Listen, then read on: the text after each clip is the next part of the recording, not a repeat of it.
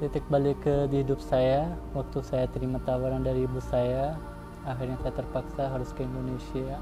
Teman-teman saya bilang, Ata, kamu itu bodoh, kamu itu nggak bisa apa-apa, kamu itu nggak bisa sukses, kamu karena nggak bisa belajar. Aku cuma mau bilang ini sih sama ibu saya, ibu, alhamdulillah saya bukan anak bodoh lagi.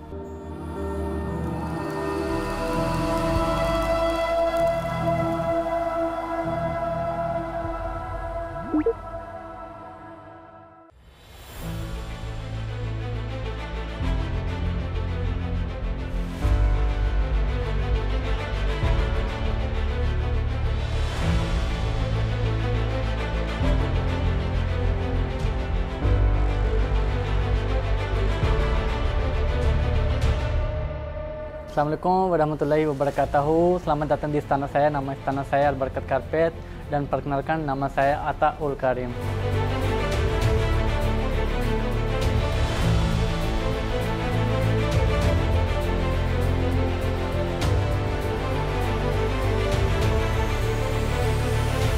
Usaha ini saya dari orang tua saya. Ayah saya mulai usaha ini dari tahun 93. Waktu itu umur saya 6 bulan. Jadi saya pertama kali ke Indonesia 2009. Jadi ini kita taruh karpet seperti ini biar kelihatan agak rapi dan bagus gitu. Karena kalau lipat mungkin makan tempat, tapi kalau begini kelihatan lumayan bagus. Baik, di dalam gulungan ini kurang lebih sampai 300 karpet kurang lebih ya. Dan ada karpet yang dari Iran, dari Turki. Dan karpet Iran itu ada 3 kualitas. Kalau karpet Turki ada puluhan kualitas. Orang budget berapapun ada, nggak perlu khawatir ya. Jadi ini data-data yang dari Iran, kalau yang sebelah sana ada yang dari Turki, ada yang dari Iran. Dan alhamdulillah ayah saya dan keluarga kita ini punya 27 cabang. Berkah banget. Saya mah cari berkah aja, yang penting berkah. Berkah nomor 1. Oke teman-teman, coba perhatiin ya, ini kan ukuran kecil ya. Saya kasih lihat ke kalian, coba sekalian juga lihatin ya. Ini kan ukuran standar. Ini biasanya di samping kasur. Orang pakai samping kasur kalau nggak depan pintu. Tapi rata-rata orang pakai di samping kasur. Kalau di atas ini langsung ukurannya ini. Kalau ini biasanya orang pakai di bawah meja kecil. Terus di atas ini langsung ukurannya ini. Tapi ini saya buka beberapa kualitas. Biar saya kasih tahu ke kalian. Karpet itu bagus kayak gimana dan biasa yang kayak gimana. Biar kalian nggak salah pilih karpetnya. Jadi kita duduk ya. Orang awam pasti lihat karpetnya begini. Tebal nggak sih? Salah. Gak harus tebal. Yang penting karpet itu pertama harus dari belakang. Kita lihat dari belakang. Makin padat, makin bagus karpetnya. Orang awam kan biasanya begini, injak dan pegang. Tebal nggak sih? Lembut nggak sih? Salah. Karpet itu pertama harus dari belakang. Makin padat benang ini kan detail banget benangnya. Jadi makin tebal, makin padat benang ini, makin bagus. Kalau ini kan agak jarak-jarak dibanding ini. Bisa lihat. Nomor 2 baru kita bicara soal bahan. Masih belum soal tebal lagi ya, masih bahan ini. Lihat dulu bahan begini. Baru kita bisa bicara ini tebal atau apa. Pertama dari belakang benangnya padat apa enggak. Yang kedua bahan, baru mulai soal ketebalan atau kepadatan. Ini karpet yang salah satu karpet Turki. Ini lebih bagusan dari Iran. Coba lihat jarak-jarak banget kan dibanding itu. Tapi ini bahannya termasuk oke. Tapi kalau kualitas benang yang bagian belakang bagusan yang pertama hijau, nomor 2 ini, nomor 3 ini. Masih ada banyak pilihan. Pokoknya ini standar yang setiap hari kita jual gitu. Jadi ini karpet dari Iran. Warna hijau ini paling jarang. Biasa kan kita cari hijau yang tua atau apa. Hijau ini sangat susah dicari gitu. Pokoknya ada puluhan kualitas. Yang tadi kita buka itu rata-rata harganya 2 juta, 3 juta, 5 juta, 10 juta, beda-beda. Sekarang saya kasih lihat ke kalian karpet yang agak bagus, yang ada artinya. Pokoknya itu karpetnya benar-benar satu-satunya, gak ada duanya. Karena itu bisa dibilang karpet limited edition. Padahal limited edition banyak, tapi itu salah satu karpet yang termasuk yang bagus gitu. Oke, penasaran ya? Ayo ikut saya terus.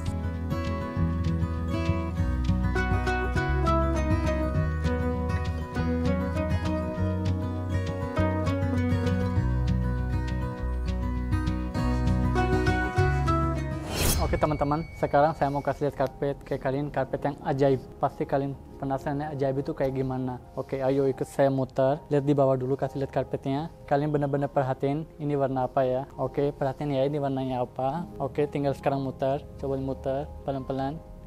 Lama-lama ini berubah. Tapi kalian jangan seperti karpet ini suka berubah-berubah gitu ya.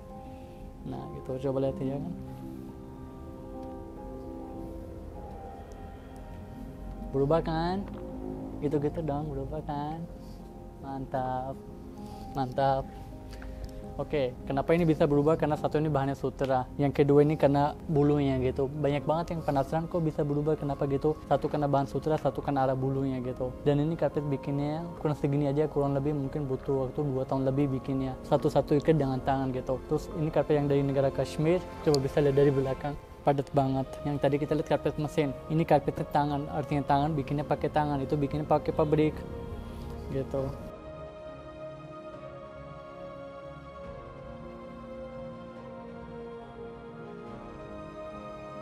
Karena ini kan karpet seni ya, jadi nggak bisa nilai harga. Kadang-kadang orang yang suka, dia suka nawar, boleh nggak sekian? Jadi kalau saya masuk akal, masuk ke hati harga itu saya kasih. Karena yang penting bisa menghargai karpet ini. Daripada saya jual murah tapi orang nggak menghargai karpet ini kan percuma. Yang penting hargai karpet ini yang karya seni orang gitu.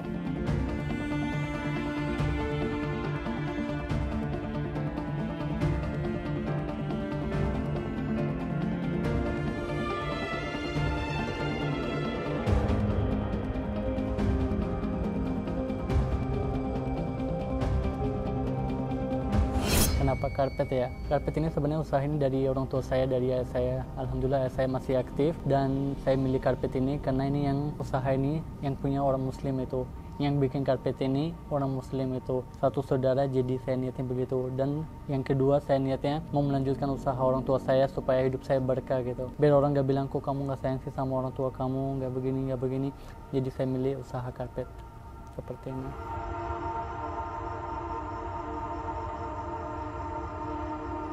Umur saya 15 tahun, baru saya pindah ke Indonesia. Sebelum itu saya di Pakistan. Di Pakistan saya sekolah, tapi jujur aja sekolah saya gak bagus. Benar-benar saya orang malas belajar di sekolah dan aku hobinya fotografi, tapi aku gak punya HP, gak punya kamera. Karena keluarga yang sederhana, aku kadang pinjam sama kakak, kadang pinjam sama kakak ipar untuk foto, pinjam HP Nokia. Jadi saya minta tolong suruh di foto, aku mau foto dulu ya, tolong ya. Aku hobinya fotografi. Terus sudah gitu aku nggak pintar sekolah, aku pindah ke Indonesia. Ibu saya bilang sama saya, Atta lebih baik pergi ke Indonesia, bentuk usaha ayah kamu yang menjalankan dari tahun 93. Jadi saya datang di Indonesia untuk menjalankan usaha orang tua saya.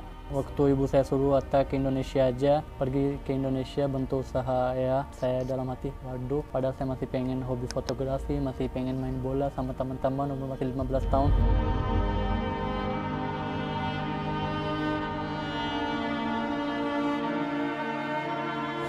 Banget sih kehilangan waktu saya pindah ke Indonesia, waktu saya berangkat dari Pakistan.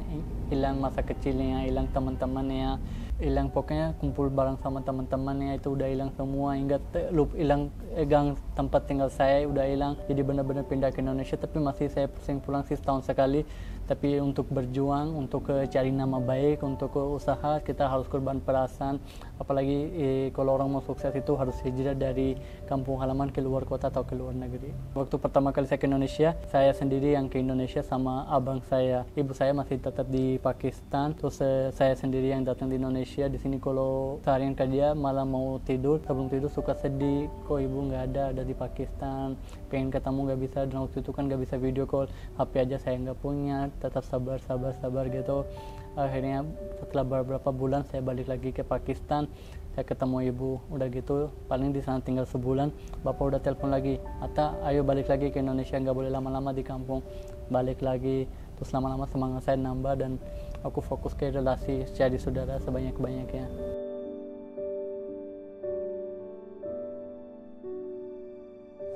Saya gak pernah ada merasa susah dan merasa sulit sih tinggal di Indonesia, karena saya terima orang Indonesia dan saya terima negara Indonesia ini dari hati. Dan alhamdulillah saya cinta tulus banget sama Indonesia. Mungkin yang berteman sama saya di sosmed atau di Instagram saya, di situ lumayan banyak ada bukti-bukti yang saya cinta Indonesia, dan orang Indonesia itu luar biasa baik sama saya. Itu yang saya nggak bisa bayar, nggak bisa ucap apa-apa, cuman mau bisa bilang berterima kasih banyak udah selalu support saya, selalu memberi saya semangat. Waktu itu saya belajar bahasa Indonesia sama staff saya yang kerja sama kita. Saya nanya sama dia, bapak saya ajarin saya kayak gini, Atta kalau bingung tinggal gini aja, ini apa, nanti orang jawab, ini tangan, itu apa, itu tembok, jadi tinggal orang jawab itu. Jadi belajarnya dari situ.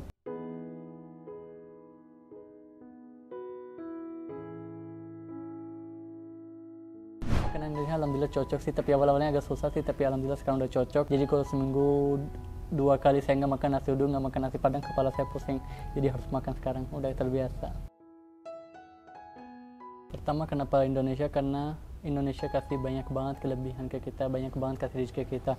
Saya pakai baju ini karena orang Indonesia mau beli rezeki ke kita, jadi kita bisa beli baju. Allah sih yang kasih rezeki, tapi melalui orang Indonesia gitu. Dan Indonesia itu udah masuk hati, udah seperti saudara sekarang. Alhamdulillah, yang lagi nonton pasti tahu lah, Atta itu senang berteman, senang bersilaturahmi, dan saya yakin kalau kita sendiri niat yang baik, pasti ketemu sama orang baik.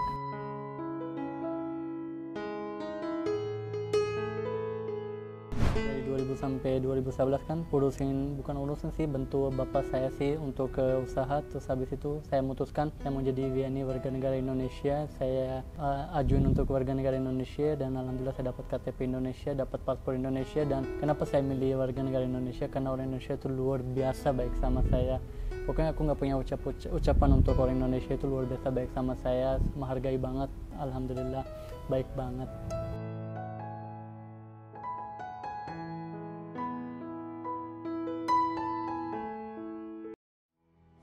Yang paling sedih sih ibu saya waktu meninggal.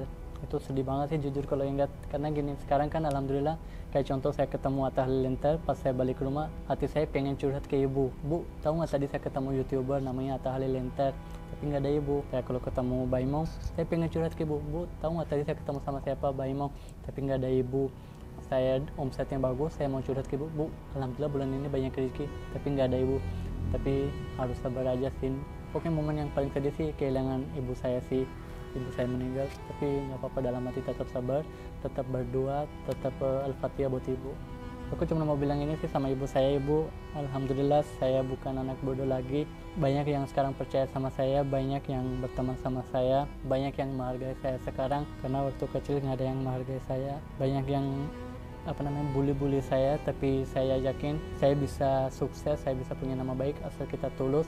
Waktu orang bully saya, tapi di Pakistan aku tetap pikirnya positif aja.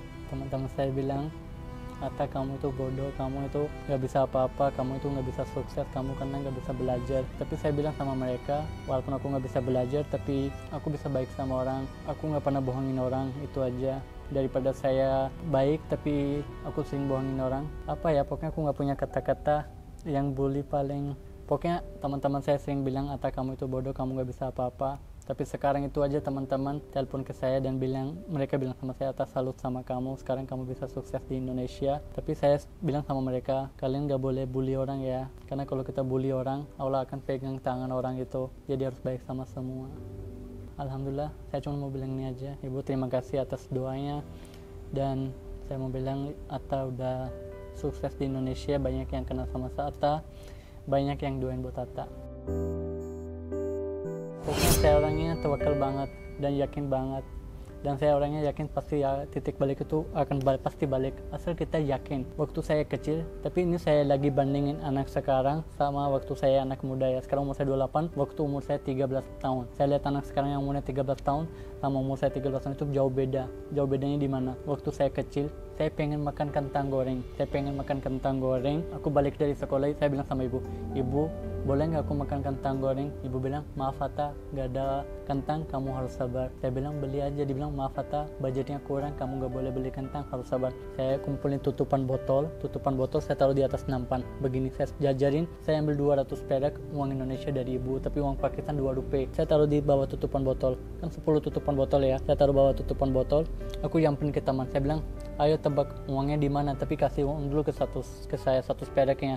Tapi kalau kamu tebaknya benar, ini juga buat kamu, ini juga buat kamu. Saya keliling 2 gang, jadi akhirnya saya kumpul 4.000 uang Indonesia. Saya beli kentang goreng setengah kilo, saya kasih ke ibu, ini kentangnya. Ibu bilang, kok kamu bawa dari mana? Saya ceritalah, saya pakai tutupan botol mainan-mainan begini. Ibu senang banget, alhamdulillah. Udah gitu, saya di kamar begini, alhamdulillah sekarang saya mau makan kentang goreng. Begitu datang kentang goreng, aku makan, rasanya beda. Kenapa rasanya beda? Karena hidupnya saking susah. Ibu bilang, maaf ya Atta, gak ada minyak goreng, jadi saya rebus. Terus kita coba lihat anak zaman sekarang, mereka makan di McD, di KFC, makan kentang goreng, tapi kadang-kadang disisain. Mereka gak bersyukuri. Menurut saya sih kita hidup itu harus bersyukur, dan kita harus yakin kita bisa sukses asal kita belajar bersyukur aja dari hati yang dalam. Gak bakalan ada merasa susah atau apa gitu. momen yang paling bahagia ini bukan karena Asia TV ya. Aku jujur aja ya, waktu saya ketemu Atta Halilintar, karena namanya juga sama. Karena waktu kecil saya tidak suka nama diri sendiri, tapi karena banyak yang jelekin nama saya. Tapi saya bilang waktu itu dalam hati, insya Allah nama Atta ini insya Allah akan saya bikin sukses dan ini yang jadi akan bernama. Terus pas ketemunya Atta Halilintar, dia bikin konten sama saya, itu luar biasa. YouTuber yang bernama datang di hidup saya, yang bikin konten sama saya, dia baik banget sama saya, tapi alhamdulillah saya juga tulus, bahagia banget. Itu nggak bisa beli pakai uang, itu alhamdulillah bahagia banget. Itu momen yang paling bagus buat saya waktu Atta Halilintar datang di tempat saya dan silaturahmi, dan alhamdulillah seperti ini. Kalau soal artis ya itu kan baru nongol sekarang ya di Instagram saya. Padahal dulu juga artis datang sih, tapi aku jarang posting. Terus habis itu teman-teman saya bilang, Atta kalau bisa posting juga biar orang tahu kamu habis ketemu sama siapa gitu. Udah gitu aku menurut saya sih itu artis di mata TV sih ya. Menurut saya semua orang itu sama, kita nggak boleh bedain orang, harus baik sama semua orang, kita nggak boleh milih-milih kalau soal teman. Jadi sering banget kejadian di sini, aku lagi layanin tamu, terus staff saya bisikin ke kuping saya, Pak itu Ahmad Dhani, Pak itu Rizky Bilar. Saya bilang, hah? Dia bilang, iya Pak. Terus habis itu saya layanin, pejabat juga datang, aku nggak kenal sama pejabat-pejabat Indonesia, tapi staff saya yang bisikin, Pak itu menteri itu, Pak itu ini. Jadi menurut saya itu semua orang itu sama, kita nggak boleh bedain orang.